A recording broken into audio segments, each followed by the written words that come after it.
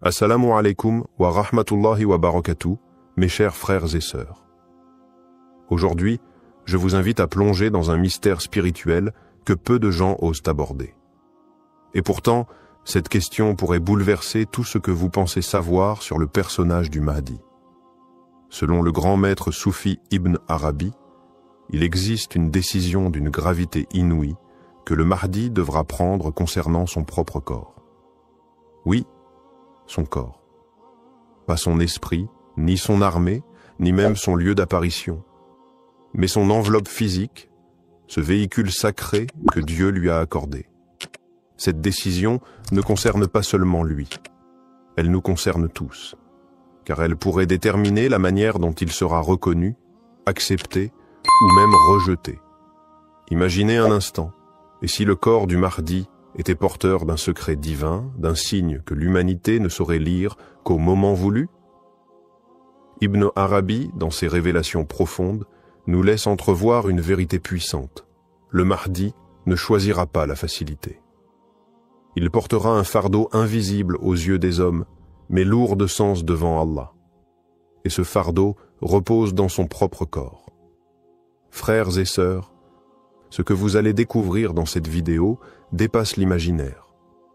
Préparez votre cœur à entendre ce que peu de gens savent, mais que tout croyant devrait méditer profondément. Mais avant de comprendre la portée de cette décision, il est essentiel de connaître celui qui en parle, Ibn Arabi.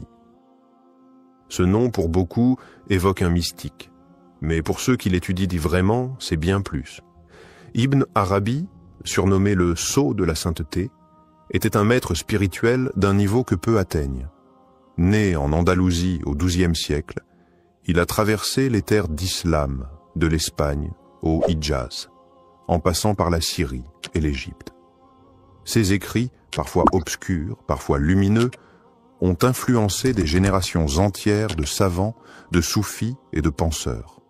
Ce n'est pas un homme de fantasmes ou d'illusions, c'est un homme qui a vu avec les yeux du cœur. Lorsqu'il parle du Mahdi, il ne décrit pas seulement un homme. Il décrit une fonction, un secret divin, un événement inscrit dans le décret d'Allah.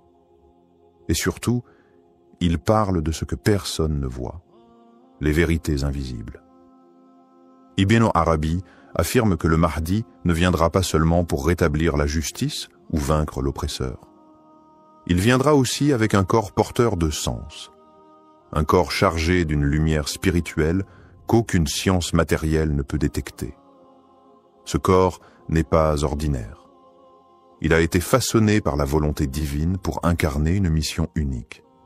C'est pourquoi Ibn Arabi insiste. Ce que le Mahdi fera de son corps est une affaire immense, car son corps est à la fois un signe, une épreuve et une responsabilité. Et pour Ibn Arabi, seul celui qui a atteint un haut degré de pureté spirituelle pourra reconnaître ce corps pour ce qu'il est réellement. Selon Ibn Arabi, le corps du Mahdi n'est pas un simple assemblage de chair et d'os. Il le décrit comme un corps élu, choisi et façonné spécialement pour une mission transcendante. Ce corps est en lui-même un signe, un porteur de lumière, un symbole vivant du décret divin. Dans ses écrits, Ibn Arabi parle d'un corps purifié dès l'origine, qui n'a jamais été souillé par les passions du bas monde. Il ne s'agit pas d'une perfection physique au sens humain, mais d'une élévation spirituelle incarnée.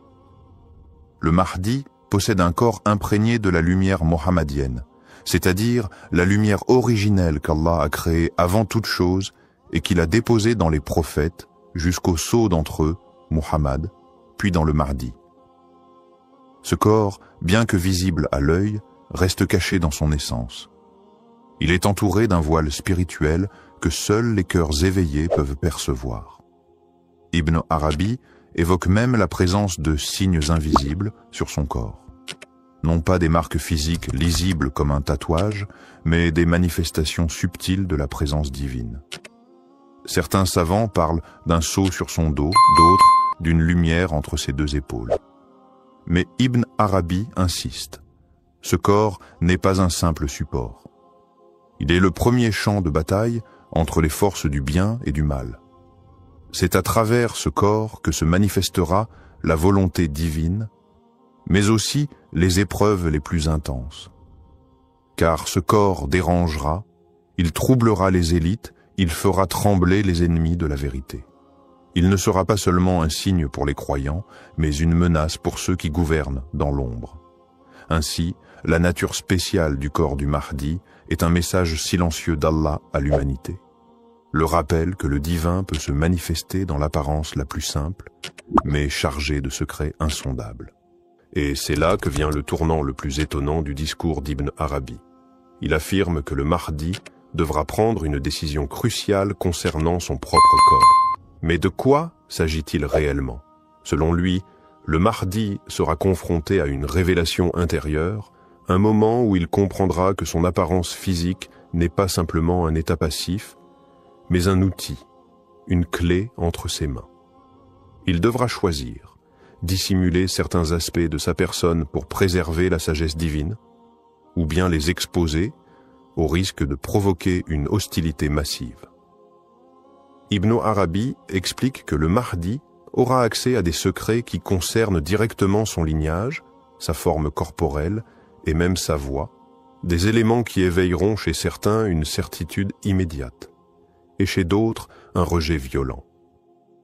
Par exemple, certains croiront qu'il devrait venir avec une certaine couleur de peau, une forme de visage, une langue ou un accent particulier. Si son corps ne correspond pas à ces attentes, ces gens le rejetteront. Le Mahdi sera donc tenté de cacher certains traits pour éviter la division. Mais en même temps, il sait que c'est par cette apparence exacte qu'Allah a voulu l'envoyer. C'est là le test. Cette décision d'assumer pleinement le corps qu'Allah lui a donné, avec ses spécificités, sans chercher à plaire ou à rassurer, est ce qu'Ibn Arabi appelle la vérité nue face au monde. Elle nécessite un courage immense. Car en révélant son corps tel qu'il est, il révèle aussi la volonté divine, et cela déclenchera à la fois l'amour des véridiques et la haine des hypocrites. Voilà pourquoi ce choix est si lourd. Ce n'est pas un choix esthétique, c'est une prise de position spirituelle, stratégique et eschatologique. La décision du Mahdi de ne pas dissimuler son apparence aura des conséquences profondes et immédiates sur le monde. Ibn Arabi annonce que le dévoilement du Mahdi, dans son authenticité physique et spirituelle, marquera un point de non-retour.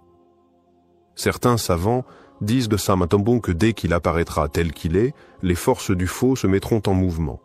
Les puissants de ce monde, qu'ils soient lignes politiques, religieux ou même prétendument spirituels, ressentiront en lui une menace.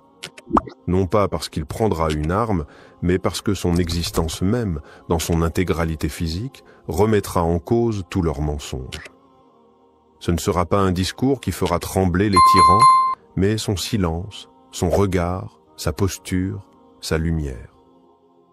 Ibn Arabi affirme que la haine qu'il suscitera ne viendra pas de ce qu'il dit, mais de ce qu'il est. Son corps deviendra malgré lui un miroir. Ceux qui sont purs y verront la confirmation de leur foi. Ceux qui sont corrompus y verront leur chute annoncée.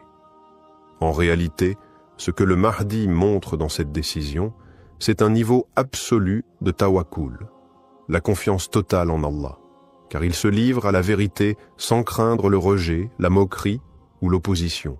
Et Allah, en retour, lui accordera une force que nul ne pourra briser. Cette révélation de son identité provoquera un bouleversement dans les cœurs. Certains reconnaîtront dans lui les descriptions prophétiques transmises dans les hadiths. D'autres, aveuglés par leur passion ou leur intérêt, le nieront. Le monde sera divisé en deux camps, non pas par guerre, mais par perception. Et tout cela, simplement parce que le Mahdi aura accepté d'être pleinement ce qu'Allah a fait de lui. Voilà l'effet immense d'une décision que beaucoup auraient évitée par peur, mais que lui assumera avec une certitude implacable. À partir de cette décision assumée, une transformation invisible mais puissante commencera à s'opérer dans la communauté musulmane.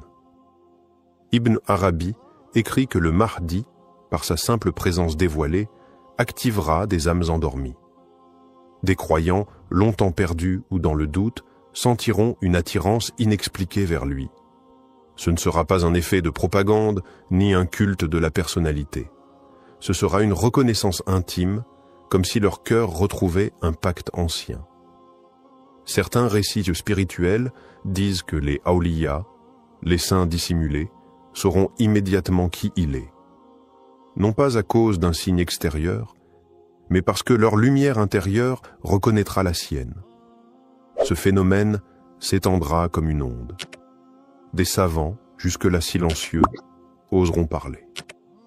Des jeunes, perdus dans le chaos du monde, trouveront un repère. L'équilibre du monde musulman commencera doucement à se réaligner. Ibn Arabi précise que c'est à ce moment précis que le Mahdi commencera à éduquer non par des discours, mais par l'exemple vivant. Son corps, toujours lui, deviendra une école, un signe de discipline, de maîtrise, de vérité incarnée. Il ne parlera pas beaucoup, mais chaque geste sera pesé, chaque silence porteur d'un message. Et cette manière de guider, totalement nouvelle, troublera même certains croyants. Certains lui reprocheront de ne pas agir selon les normes établies. Mais ceux qui auront compris verront que le Mahdi n'est pas là pour répéter l'ancien, mais pour restaurer l'originel.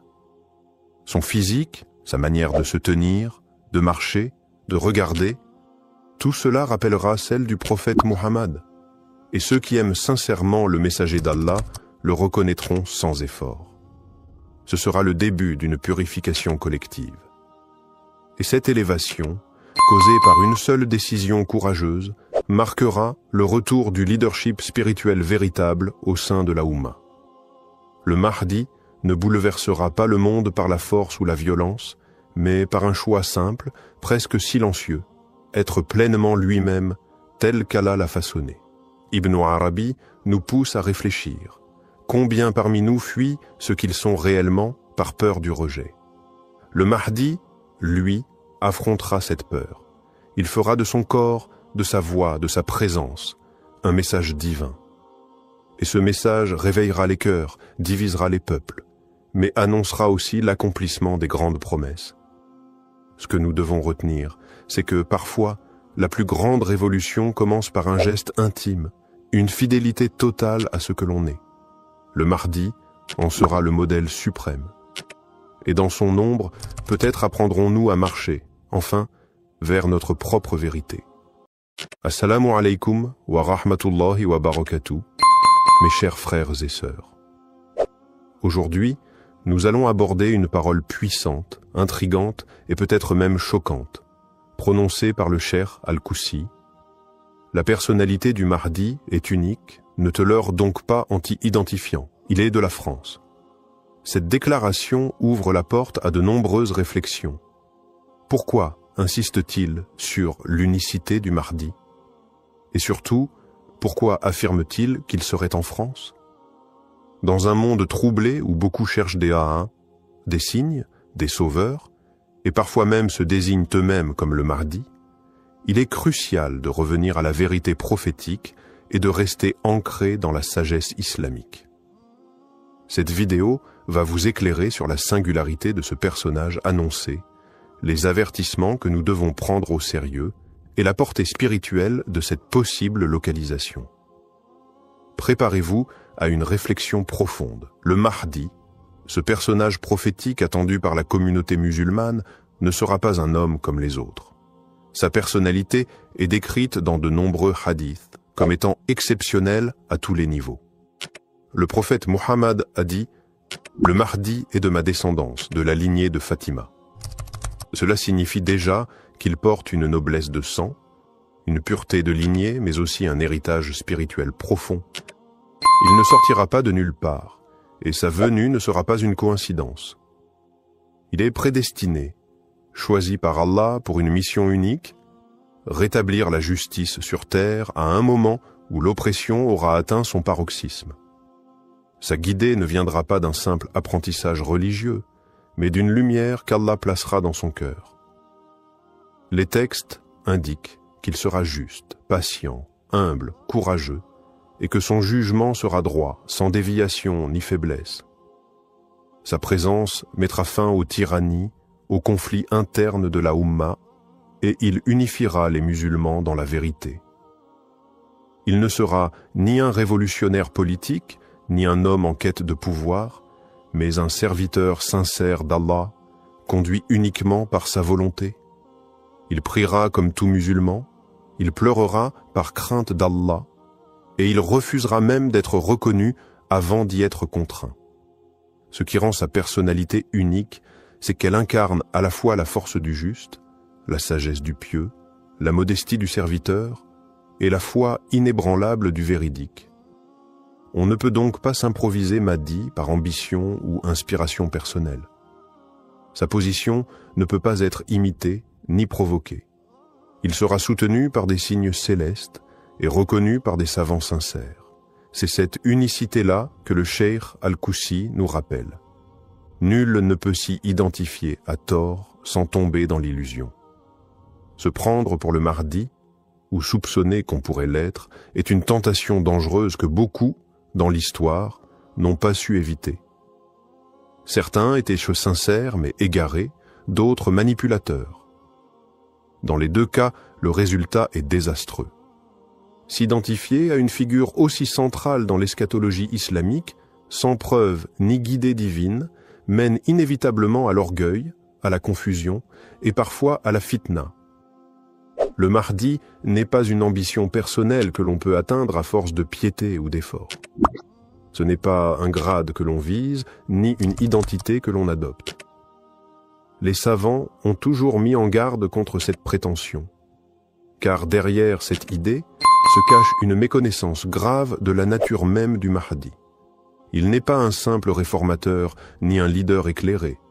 Il est un signe de la fin des temps, un homme dont l'âme a été façonnée par le décret d'Allah pour une mission que personne ne peut porter à sa place.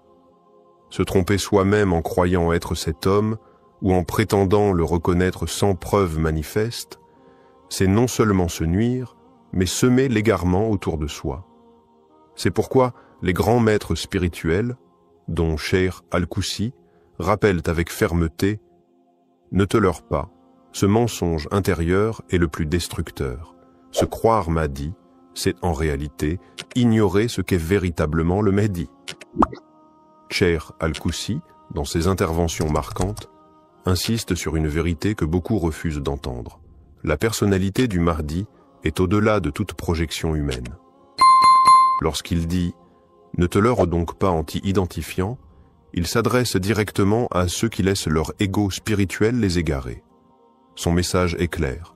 Tu peux aspirer à la piété, à la sincérité, à la réforme, mais jamais tu ne peux revêtir cette station sans y être désigné par Allah lui-même. Le cheikh, profondément enraciné dans la tradition soufie et la connaissance intérieure, connaît les pièges du nafs déguisé en aspiration sacrée. Il rappelle que même dans le cheminement spirituel, il y a des limites à ne pas franchir. Le Mahdi ne se connaît pas comme tel au début. Il n'en parle pas. Il ne s'y identifie pas. Et s'il en vient à être reconnu, c'est contre sa volonté, par la pression des croyants sincères, des savants, et surtout par les signes incontestables prévus par Allah.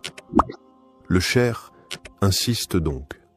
Celui qui s'auto-désigne ou qui croit ressentir en lui des signes du Mahdi est en réalité dans l'erreur, car ce genre de perception naît souvent du désir, pas de la révélation.